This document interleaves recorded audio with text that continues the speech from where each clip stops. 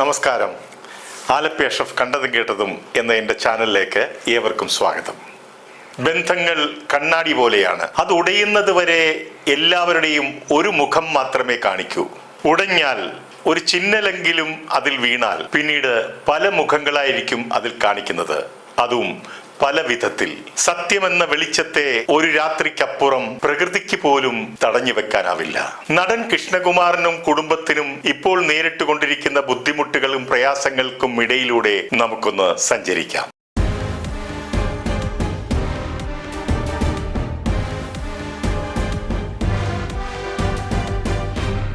നാല് പെൺകുട്ടികളുടെ പിതാവായ നടൻ കൃഷ്ണകുമാറിനെ വളരെ ചെറുപ്പം തൊട്ട് തന്നെ, അതായത് അദ്ദേഹത്തിന്റെ വിവാഹത്തിന് തൊട്ടു മുൻപ് വരെ വളരെ അടുപ്പവും പരിചയമുള്ള വ്യക്തിയാണ് ഞാൻ. ഒരാളെ നമ്മൾ വിലയിരുത്തുന്നത് അയാളുടെ സ്വഭാവം, സത്യസന്ധത, പെരുമാറ്റം, ആത്മാർത്ഥത, കൃത്യനിഷ്ഠ, സഹജീവികളോടുള്ള അനുകമ്പ എന്നിവയെ അടിസ്ഥാനപ്പെടുത്തിയാണ്. എന്റെ അറിവും പരിചയവും വെച്ച് ഒരു മോശപ്പെട്ട സ്വഭാവവും കൃഷ്ണകുമാറിൽ കണ്ടിട്ടില്ല, കേട്ടിട്ടുമില്ല.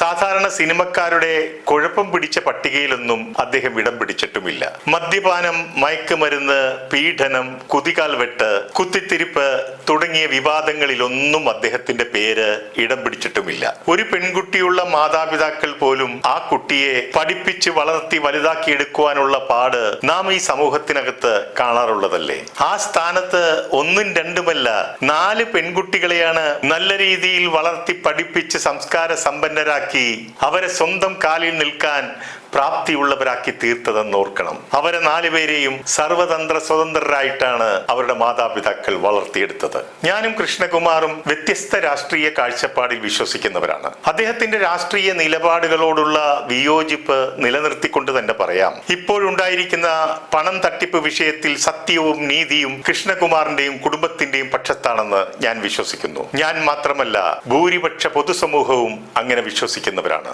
ഈ വിഷയത്തിൽ ഒരു മുന്നറിയിപ്പ് കൂടിയുണ്ട്. പല സ്ഥാപനങ്ങളിലെയും QR കോഡിലെ ചതിപ്രയോഗങ്ങളെ കുറിച്ച് ജാഗരൂകരായിരിക്കണമെന്നുള്ള ഒരു സന്ദേശം കൂടിയുണ്ട്. ദിയയുടെ ശ്രദ്ധക്കുറവിനെ കുറിച്ച് ഞാൻ കൃഷ്ണകുമാറിനോട് ചോദിച്ചപ്പോൾ കൃഷ്ണകുമാർ എന്നോട് പറയുകയുണ്ടായി, സിനിമാ നിർമ്മാതാവ് ഹരി പോത്തന്റെ ബന്ധുവിന്റെ ഒരു സ്ഥാപനത്തിൽ നിന്നും 1 കോടി രൂപയോളം QR കോഡ് വെട്ടിപ്പിലൂടെ അവർക്ക് നഷ്ടപ്പെട്ടതായി അവർ അറിയിക്കുകയുണ്ടായി. അതുപോലെ ഈ വിഷയവുമായി ബന്ധപ്പെട്ട് നിരവധി ആൾക്കാർ കൃഷ്ണകുമാറിനെ ഇപ്പോൾ വിളിക്കാറുമുണ്ട്. ഇവർക്കെല്ലാം സംഭവിച്ചത് വിശ്വസിച്ചവരിൽ നിന്നും നേരിടേണ്ടി വന്ന വിശ്വാസവഞ്ചനയാണ്. ഇങ്ങനെയൊക്കെ പറയുമ്പോഴും വളരെ ചെറിയ ഒരു ശതമാനം പേർ മാത്രമാണ് ഇത്തരം ഫ്രോഡ് പണികൾ കാണിക്കുന്നത്. നല്ല രീതിയിൽ സത്യസന്ധരായി തങ്ങളുടെ ജോലി കൃത്യമായി ചെയ്ത് ശമ്പളം വാങ്ങി പോകുന്നവരാണ് ഭൂരിപക്ഷം ആൾക്കാർ. തട്ടിപ്പുകാരെ നിരീക്ഷിക്കാൻ CCTV വെച്ചാൽ മാത്രം പോരാ, അതിൽ ശരിയായ നിരീക്ഷണം കൂടി ഉണ്ടാകണം. അല്ലാതെ ഒരു ചോറുമണി തറയിൽ വീണത് കണ്ടുപിടിച്ചിട്ട് എല്ലാം ഞാൻ ശ്രദ്ധിക്കുന്നുണ്ടെന്ന്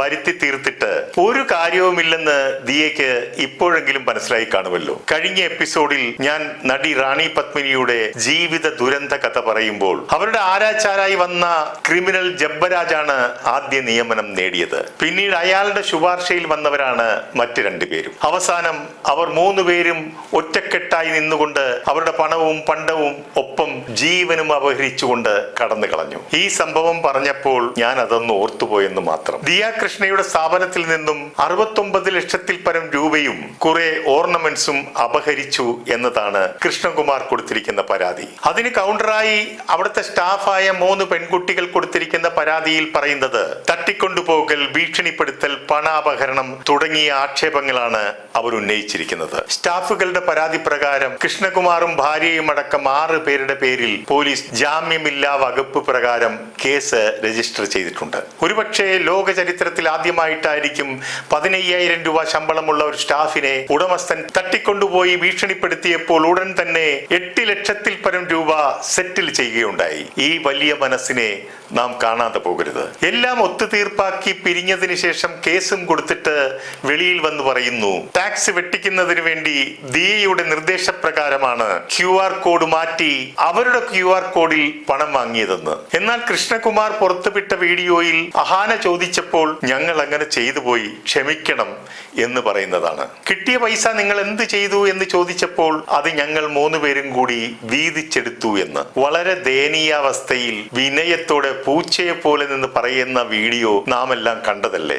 എന്നാൽ പുറത്തു വന്ന് മീഡിയയുടെ മുമ്പിൽ പുലിയായി വന്ന് ആ പൂച്ച സംസാരിക്കുന്നത് നമ്മൾ കണ്ടു. ഇവിടെ ഒരു കാര്യം ഈ സഹോദരിമാർ മനസ്സിലാക്കാതെ പോയി. ദിയയുടെ ടാക്സിന്റെ കാര്യം അവർക്ക് ഓഡിറ്റർ ഉണ്ടാകും, അവർ ആ കാര്യം കോടതിയിൽ തെളിയിക്കുകയും ചെയ്യും. എന്നാൽ നിങ്ങളുടെ അക്കൗണ്ടിലേക്ക് ഒഴുകി വന്ന 34 ലക്ഷവും 25 ലക്ഷവും ഒക്കെ അങ്ങനെ നിരവധി ലക്ഷങ്ങളുടെ കണക്കുകൾക്ക് നിങ്ങൾ സമാധാനം പറയേണ്ടി വരില്ലേ? അതിനുള്ള പിഴയും ടാക്സും ഒക്കെ നിങ്ങൾ തന്നെ അടക്കേണ്ടിയും വരും. ഇനി കൃഷ്ണകുമാർ തട്ടിക്കൊണ്ടുപോയി എന്ന പരാതി കൊടുത്തപ്പോൾ അവരോട് പോലീസ് തന്നെ പറഞ്ഞതായിട്ട് അവർ വെളിപ്പെടുത്തുന്നുണ്ട്. തട്ടിക്കൊണ്ടുപോയതല്ല, കൂട്ടിക്കൊണ്ടുപോയതല്ലേ എന്ന്. അവരുടെ നിർബന്ധപ്രകാരമാണ് തട്ടിക്കൊണ്ടുപോയതെന്ന് പോലീസ് എഴുതി ചേർത്തതെന്ന് അവർ തന്നെ വെളിപ്പെടുത്തുന്നുണ്ട്.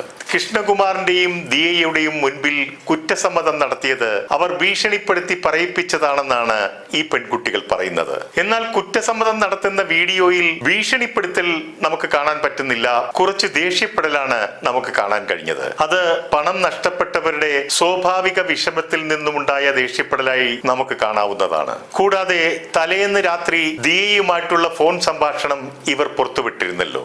അതിൽ അവർ പറയുന്നുണ്ട്, ഞങ്ങൾ പൈസ എടുത്തു എന്നും പറ്റിപ്പോയി, ക്ഷമിക്കൂ എന്നും. ഈ സമയത്ത് തട്ടിക്കൊണ്ടുപോകലും ചോദ്യം ചെയ്യലും ഒന്നും നടന്നിട്ടില്ലല്ലോ. ഇത്തരം സംഭവങ്ങൾ ഒരുപക്ഷെ കേരള പൊതുസമൂഹത്തിൽ തെറ്റായ ഒരു കീഴ്വഴക്കത്തിന് തുടക്കം കുറിച്ചേക്കാം. എന്നാൽ ഇതിൽ ഏറ്റവും മനോവേദന ഉണ്ടാക്കിയ ഒരു സംഭവം എന്താണെന്ന് വെച്ചാൽ, അവർ ചാനലിന്റെ മുൻപിൽ പറയുന്നത് കേട്ടു, നിങ്ങൾ കുറ്റസമ്മതം നടത്തിയില്ലെങ്കിൽ നിങ്ങളെ മാനഭംഗപ്പെടുത്തുമെന്ന് പറഞ്ഞ് അവരുടെ ഉടുപ്പിൽ കയറി പിടിച്ചു വലിച്ചു കൃഷ്ണകുമാർ എന്ന്. അതുകൊണ്ടാണ് കുറ്റം ചെയ്തതായി ഞങ്ങൾ സമ്മതിച്ചതെന്ന്. ഒരുപക്ഷെ രക്ഷപ്പെടാനുള്ള അവസാനത്തെ പിടിവള്ളിയും കൃഷ്ണകുമാറിനുള്ള കുരുക്കായും അല്ലെങ്കിൽ ആരെങ്കിലും ഉപദേശിച്ചു കൊടുത്തത് കൊണ്ടുമാകാം ഇവർ ഇപ്രകാരമൊക്കെ പറഞ്ഞത്. സ്വഭാവ ദൂഷ്യങ്ങൾ ഒന്നുമില്ലാത്ത ഒരു വ്യക്തിയാണ് കൃഷ്ണകുമാർ. 4 പെൺകുട്ടികളുടെ പിതാവുമാണ്. അദ്ദേഹത്തെ കുറിച്ച് അറിയാവുന്ന ആരും ഇത് മുഖവിലക്കെടുക്കുമെന്ന് തോന്നുന്നുമില്ല.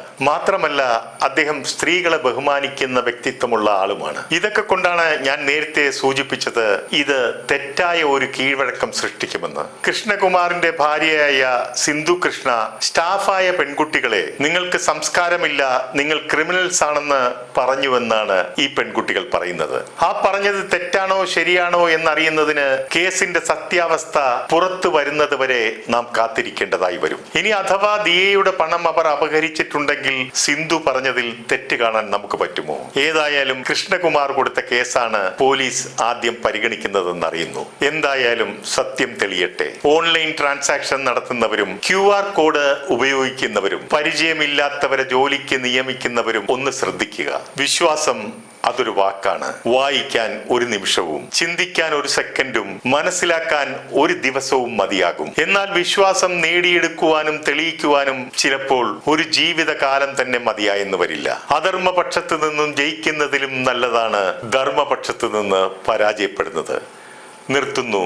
നന്ദി, നമസ്കാരം.